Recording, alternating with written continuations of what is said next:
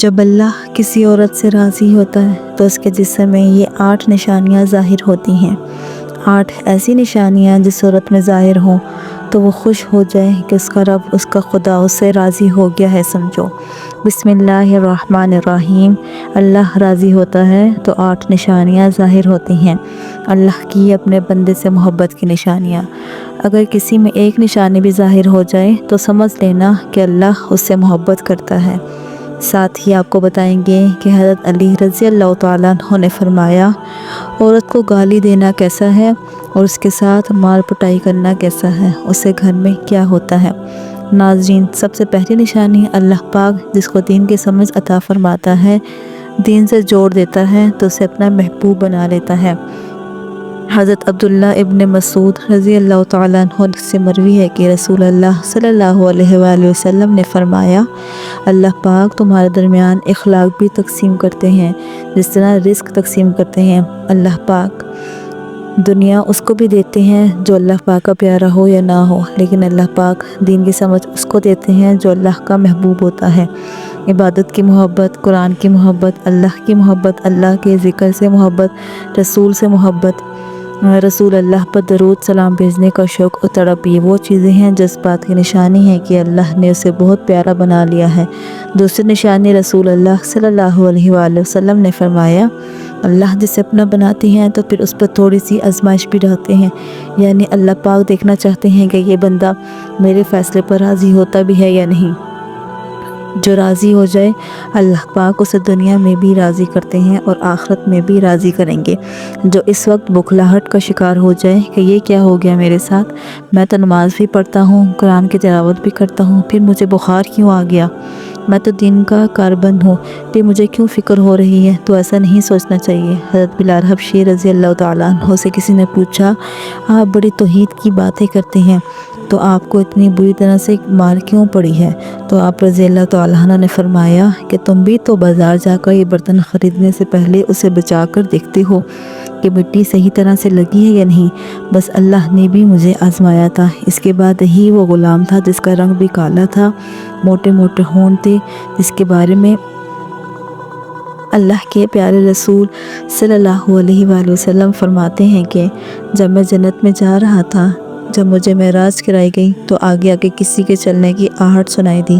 میں نے حضرت جبرائیل علیہ السلام سے پوچھا کہ یہ کون ہے؟ جواب ملا، یہ بلال حبشی ہیں جو آپ کے آگے چل رہے ہیں۔ حضرت پاک صلی اللہ علیہ وآلہ وسلم جب واپس آ گئے تو حضرت بلال رضی اللہ تعالیٰ عنہ سے پوچھا، تم کون سا عمل کرتے ہو؟ تو حضرت بلال نے فرمایا، آپ نے ہی تو فرمایا تھا کہ ہر وقت باوضو رہنا، تو میں ہر وقت وضو کی حالت میں رہتا ہوں، اور جب بھی بے وضو ہوتا ہوں تو اسی وقت نیا وضو کر لیتا ہوں، اور جب وضو کرتا ہوں تب 2 رکعت نماز بھی پڑھ لیتا ہوں۔ چلتے زمین پر ہیں اور قدموں کی آہٹ جنت میں سنائی دیتی ہے، تو آزمائش اللہ پاک کی محبت کی دوسری نشانی ہے۔ اسی لیے اگر کوئی فکر یا پریشانی میں ہو، اس کا مطلب یہ نہیں ہوتا کہ پتہ نہیں کہ مجھے کیا ہو گیا ہے، اللہ پاک اپنے پیاروں کو ہی آزماتا ہے۔ تیسری نشانی تو بہت ہی زیادہ خوبصورت نشانی ہے، جس سے پتہ چل سکتا ہے کہ اللہ پاک اس سے راضی ہے اور ہم سے محبت کرتے ہیں یا نہیں۔ اللہ پاک جب کسی بندے سے محبت کرتے ہیں تو اس کی طرف خوبصورت بدلاؤ لاتے ہیں۔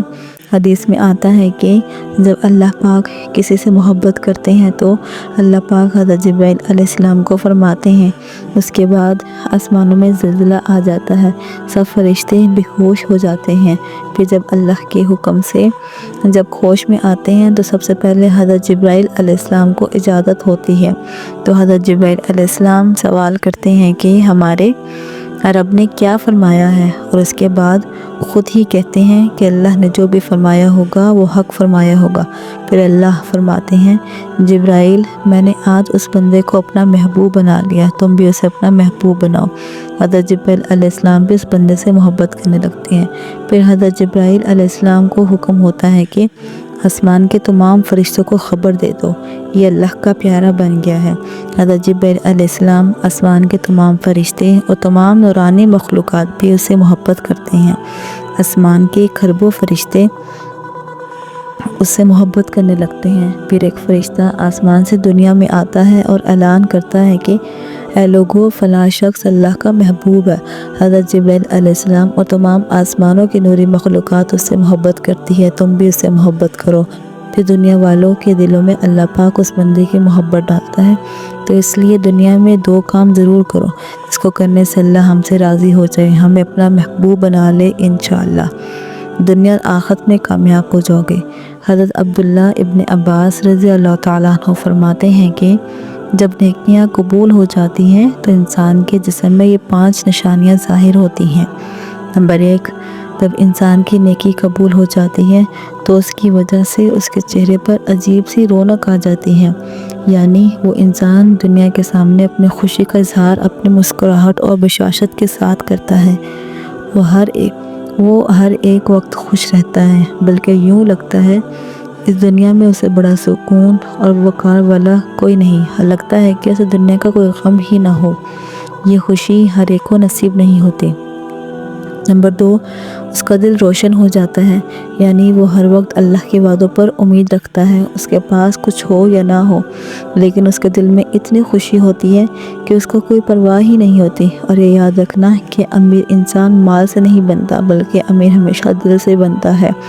حضرت علی رضی اللہ تعالیٰ عنہ فرماتے ہیں دولت مٹی کی طرح ہوتی ہے اور مٹی کو پیر کے نیچے رکھنا چاہیے، اگر سر پر چڑھاؤ گے تو وہ قبر بن جائے گی، اور قبر زندہ لوگوں کی نہیں ہوتی۔ نمبر 3، جب کسی کی نیکیاں قبول ہو جاتی ہیں تو اس کے جسم میں نیکی کی طاقت آ جاتی ہے اور شیطان اسے گمراہ نہیں کر سکتا۔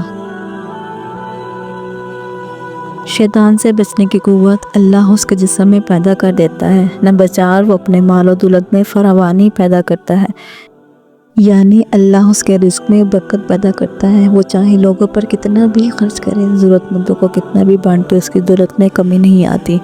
حضرت علی رضی اللہ تعالیٰ عنہ فرماتے ہیں نصیب کا رزق انسان کو ایسے تلاش کرتے ہیں جیسے مرنے والے کو اس کی موت۔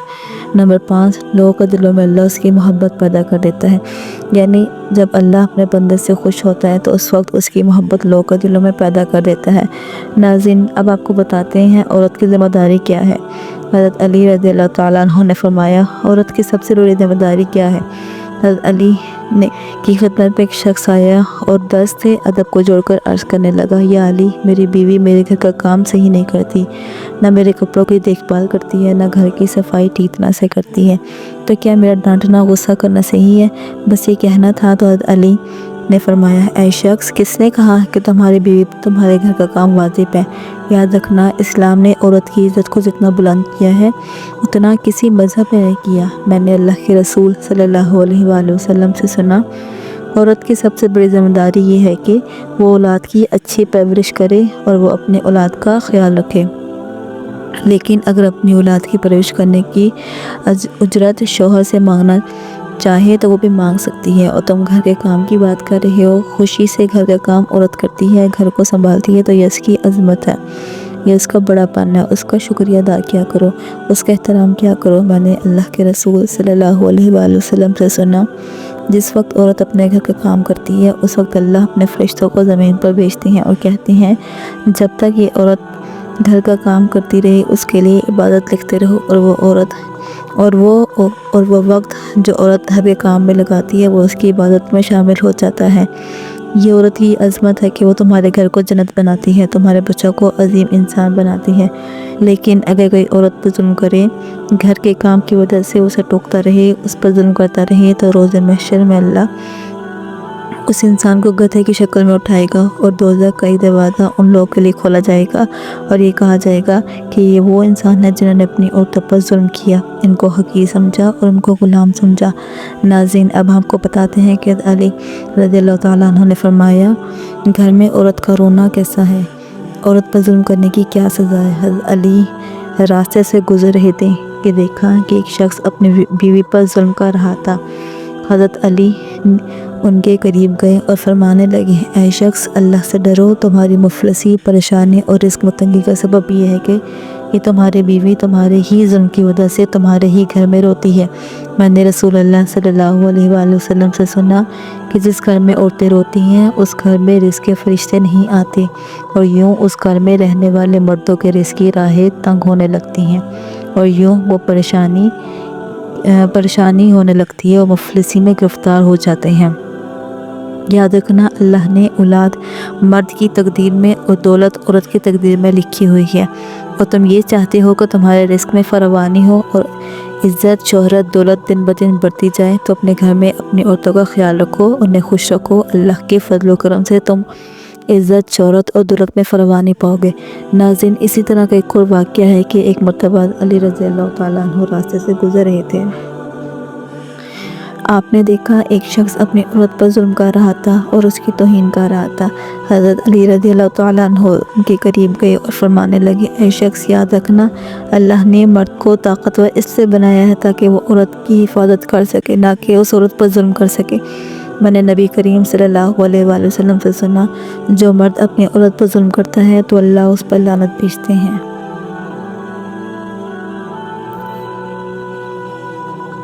تو اللہ اس پر لعنت بھیجتے ہیں۔ تو اس نے کہا، یا علی، یہ میرے نکاح میں ہے، میں اسے جو بات کہتا ہوں یہ میری بات نہیں مانتی۔